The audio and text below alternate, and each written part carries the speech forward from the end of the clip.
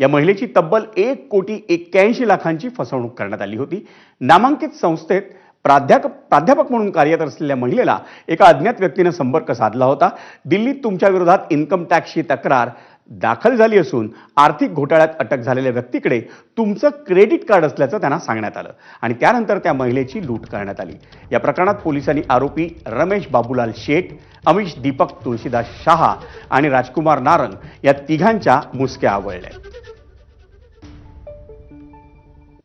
एक महिला विक्टिमला व्हॉट्सअप कॉलवरून तुमची एका ईडीच्या केसमध्ये संबंध आहे आणि तुमची चौकशी केली जाईल। त्यांना व्हॉट्सॲपवर ED, CBI, income tax, supreme court असे वेगवेगळे लेटर्स पाठवून त्यांच्या मनामध्ये भीती घालून त्यांची जी प्रॉपर्टी आहे ती देखील सर्व सीज केली जाईल, सील केली जाईल, जप्त केली जाईल अशा प्रकारची भीती घालून त्यांना डिजिटली अरेस्ट केलंय असं गुन्हेगारांनी, सायबर क्रिमिनल्सनी सांगितलं। त्या प्रकारे सुमारे 1 महिना त्यांच्याकडून 1,81,00,000च्या वर रक्कम त्यांनी ट्रान्सफर करून घेतली।